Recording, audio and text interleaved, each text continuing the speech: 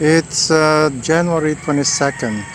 Uh, this is the paddy field that was planted 28th November.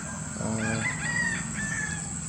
the past few weeks have been cold, windy, a little bit dry, but the past few days with the local low pressure area, it's been raining. So, which is good and bad. Good that I don't have to pump water out. Bad is that the rice, the paddies really needs to have sun.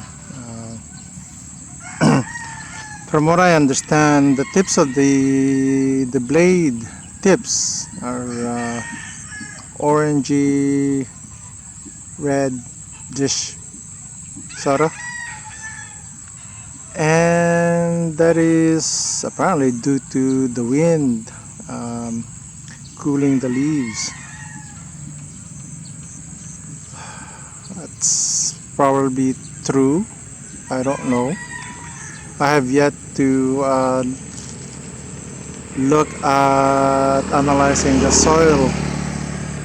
I bought some soil tests. I will do that.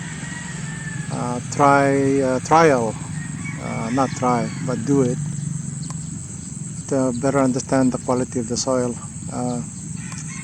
So at this point in time, the rice are what you call boogie. That is to say that the paddies are coming to that point where the panicles are coming out, and then after that flowering, and then the panicles formed. So what does a boogie or pregnant rice look like? Okay, hold on. So if you look at the stem, it's somewhat fat. So it's pregnant paddy rice. So as it grows, this stem gets fatter, and then the panicles will begins to form out and exit. So over time, all of them will do the same. The thing is, for all of the stems to have individual panicles, all of them to be pregnant. So there are, how many, if we were to count them, 1 2 3 4 5 6 7 8 9 10 11 12 13 14 15 16 17 18 19 20 21 22 23 24, and I think this is just a weed. Look like a weed, act like a weed, just never know. This is an actual weed, imitating rice. That's what you call it, marapagay.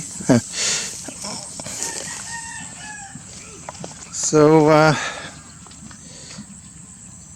the more stems, the better.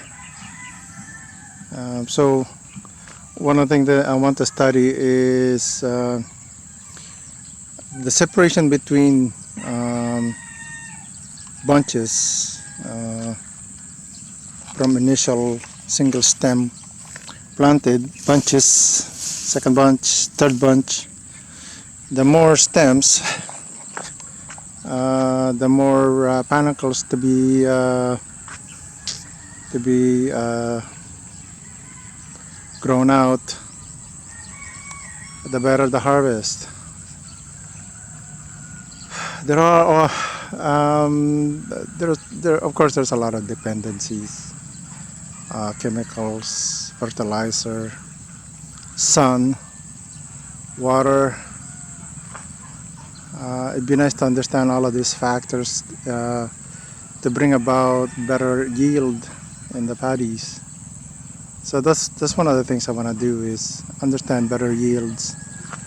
I've heard that in the province of Nova Ecija they're harvesting 200 cabans per hectares. Here we're doing 120 cabans, 130, and people are happy with that, and that's okay. Am I happy with it? Not really. If potentially you could do over 200 cabans per hectare, go for it. Understand the process, the ins and out of growing rice, so that instead of the Philippines being an importer, it is back to being an exporter. There's a lot of course, gadgets being an exporter. Anyway, these are to be learned. It's really, you're really dependent on a lot of factors, and those has to be controlled. One thing you can't control is the weather, pest. Well, you can certainly control weeds, um, pests, herbicides, pesticides, all kind of tools to help you manage growing rice. The thing that you can't control is the weather. The weather comes, the weather goes. It gives you bad or good harvest, and that is life of a farmer here in the Philippines. And I have been watching these things grow, and there's a lot to be learned.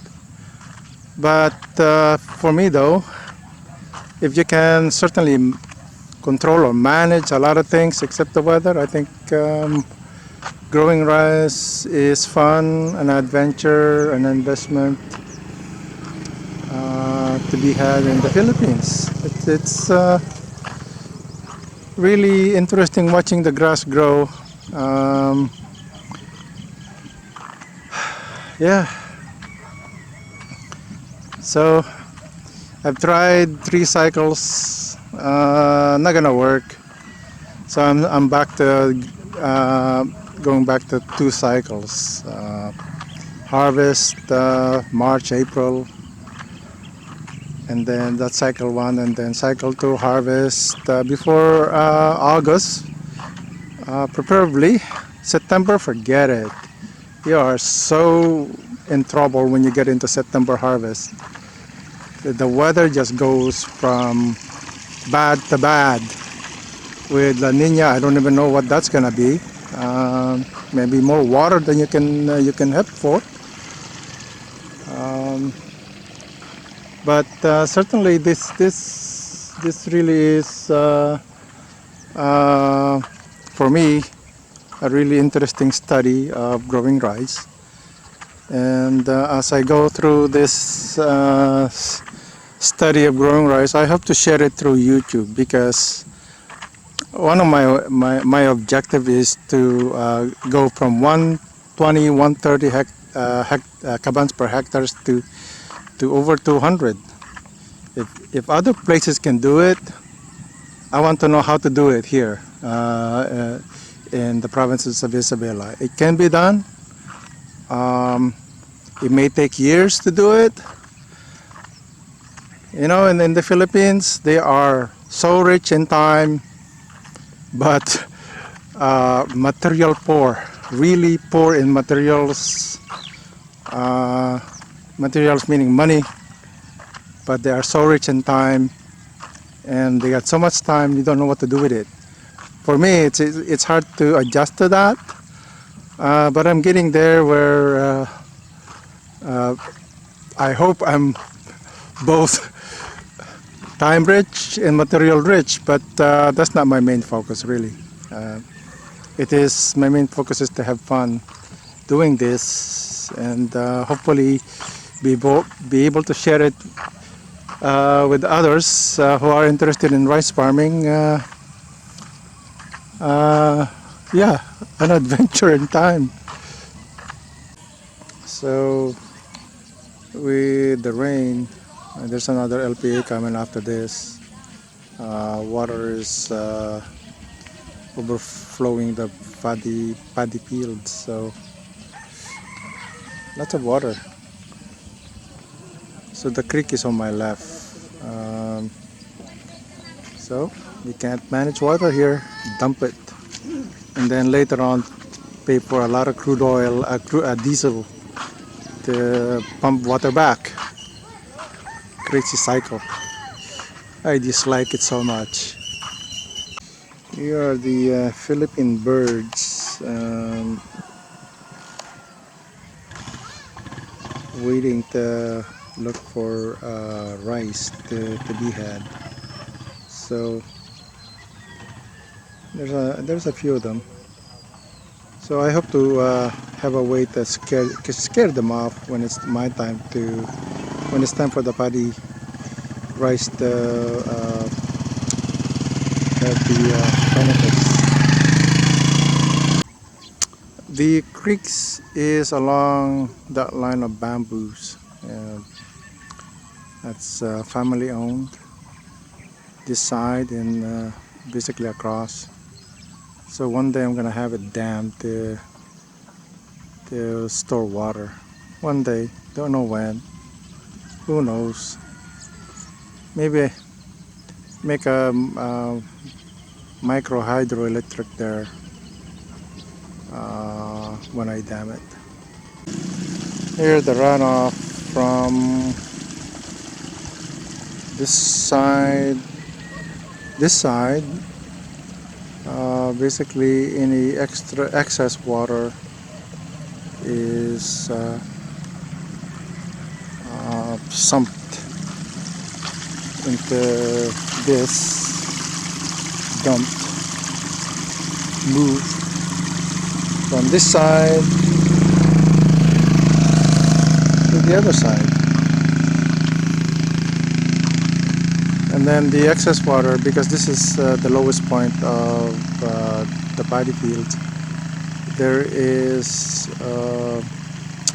a hole in the embankment to allow the water to